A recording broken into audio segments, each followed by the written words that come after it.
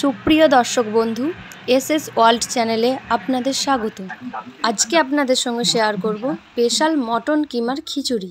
Mutton কিমা খিচুড়িতে কি কি উপকরণ লাগছে চলো সেগুলো তোমাদের দেখিয়ে দিই। খিচুড়িটা বানানোর জন্য প্রথমে মুগের ডালটা ভেজে নেব। মুগের ডালটা একটু ভাজা ভাজা হয়ে গেলে এর মধ্যে চালটা দিয়ে দেব। চালটা দিয়েও কিছুক্ষণ একটু ভেজে নিতে হবে।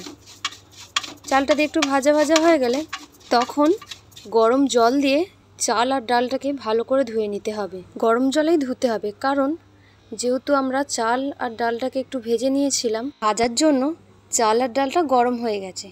তো আমরা যদি এখন নর্মাল টেম্পারেচারের জলে চাল আর ডালটাকে ধুই তাহলে সেটা সিটিয়ে যাবে, শক্ত হয়ে যাবে, সহজে সিদ্ধ হবে না। তাই আমরা গরম জলে ধোবো। যখন দেবো তার মধ্যে মুসুর ডালটা দিয়ে ধুয়ে নেব। এবার আমি কড়াইতে জল দিয়ে তার মধ্যে দিয়েছি 2টো কাঁচা লঙ্কা। ধুয়ে রাখা চাল আর ডালটা তার মধ্যে দিয়ে দেব। স্বাদ মতো নুন দেব। তারপর এটাকে আমি ঢাকা দিয়ে সিদ্ধ হতে দেব। এবার আমি আলুগুলোকে ভেজে তুলে রাখবো। এবার আমি কড়াইতে দিয়েছি সর্ষের তেল। রান্নাটা সর্ষের তেলেই করবেন, যেহেতু মটন কিমা তো সর্ষের তেল দিলে ভালো টেস্ট হবে।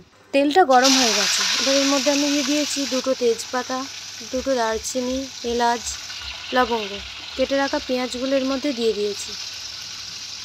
পেঁয়াজগুলো দিয়ে দেওয়ার পরে কিছুক্ষণ এটাকে ভাজতে হবে।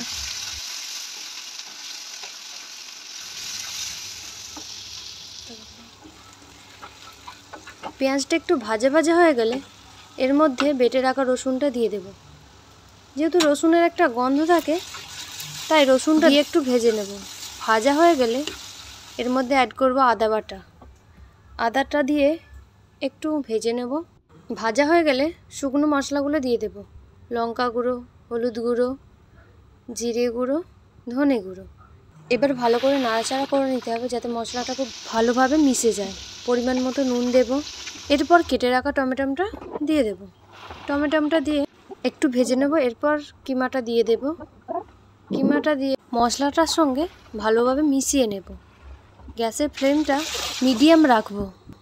এবার ভেজে রাখা আলুটা এর মধ্যে দিয়ে দেব।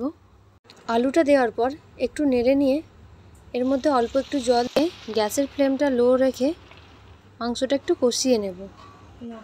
মোটামুটি চাল আর ডালটা সিদ্ধ হয়ে গেছে। মটন কিমাটাও রেডি হয়ে গেছে।